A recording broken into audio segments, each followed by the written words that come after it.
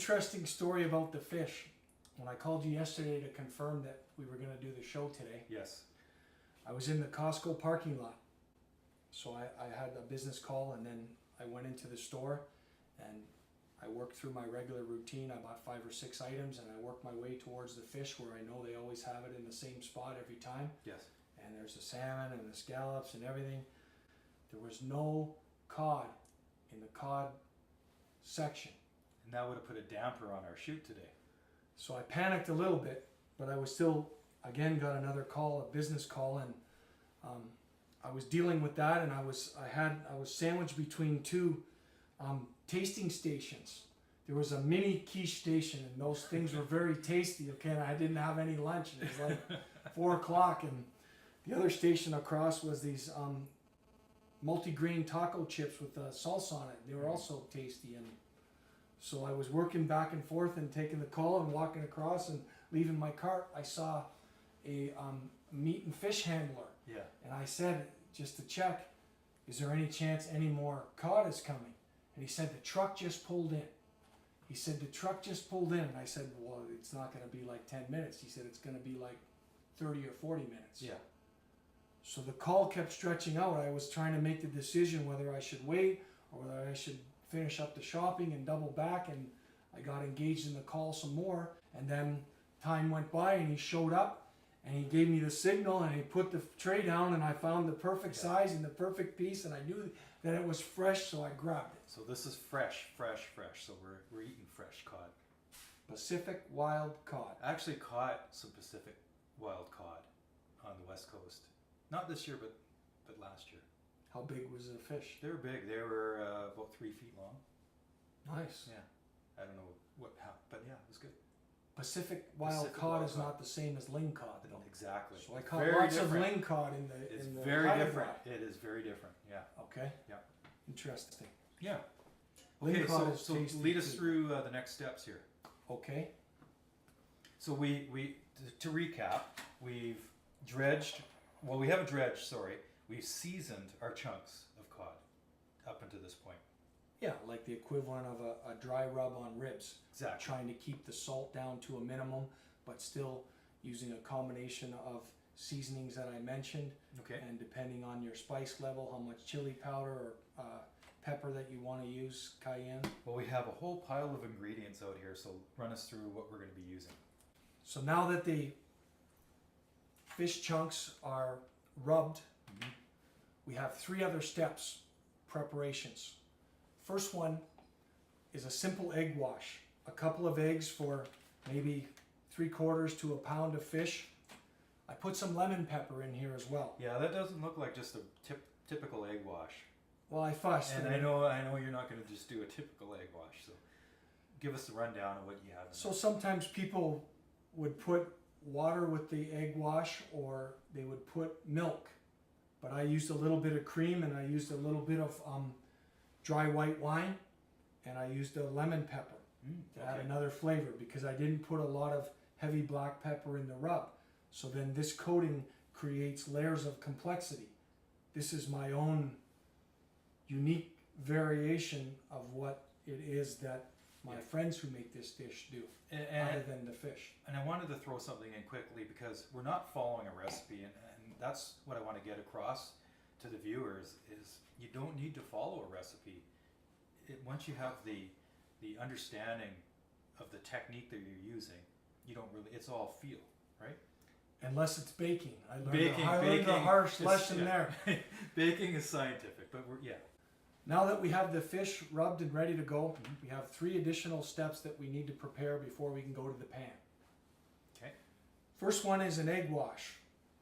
It's a little bit non-traditional. Couple eggs for 3/4 to a pound of fish. I put a little lemon pepper in it. Instead of water or milk, I used cream, and I put a bit of dry white wine in it to thin it out. And then I can just tell, I because can of smell that over here. so many times of doing this, that I got the right viscosity, cling factor that I need. Yeah. That I know that it will stick to the dredge. Okay, let's do it. So that leads us into the dredge. I think most people know the term. It's a coating. It's It's commonly used in a chicken wing or some type of pork schnitzel or other type of breaded cutlet dishes. Yeah. So flour is always involved. I usually add a little bit of starch. Instead of cornstarch, I prefer to use a tapioca starch. Okay. Now why? It's a lot finer and has a very good, when it hits hot oil, it adds a kind of a crispiness. And it also has better binding properties where you have a better chance that the coating won't break off when it's in the pan. Yeah. Hopefully we won't see that today, but I have seen that happen where once it's coated and it goes into the pan, it doesn't hold up, it doesn't set right. So there's a setting process that needs to be done, and it's a combination of risk between the egg wash, Almost the like dredge. like a tempura almost. Similar. Right? Yeah. Tempura is very sensitive too to getting it to adhere. Yeah. And I do add a little seasoning to the dredge. Okay. So I also, again, I warned about the salt.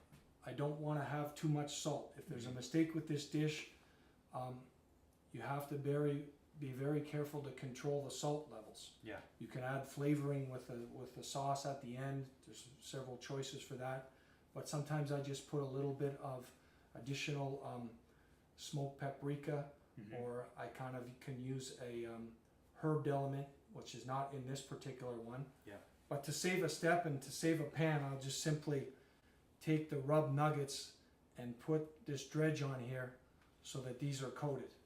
So without doing too much damage, we're trying to make sure everything's coated. In some cases, when you cook, it's good to think of efficiency because it's always a nightmare at the end when you have to deal with all the dishes that are dirty. So I'm always trying to make conscious effort to be conservative or efficient on how I do the steps. All good.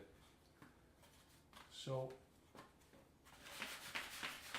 and I can also take the egg wash at the same time and get that ready. So there's one final step. Now that we have the egg wash and that the nuggets are now dredged and ready for the pan, we have the final coating.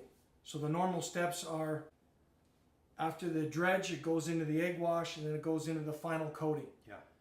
The traditional recipe that I had for the first time at the lodge that was the halibut nugget did not have a final coating.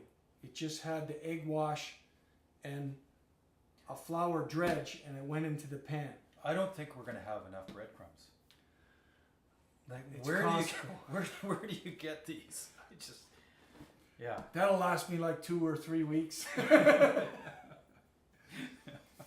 So this I've been creating, I've been in some contest for chicken wings and I really get into some complicated mixtures where I just don't use the breadcrumb on its own.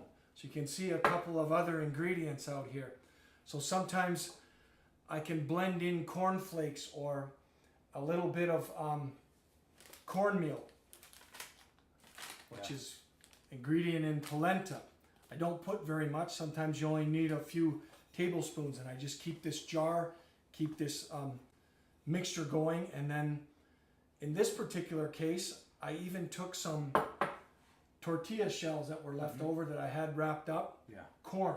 So and again with the corn, and I put it in a magic bullet. Okay. And then I just simply ground it up and added it to this mix. So then I take this mix and get it in the another prep pan. You want to have a little bit of space so you have enough room.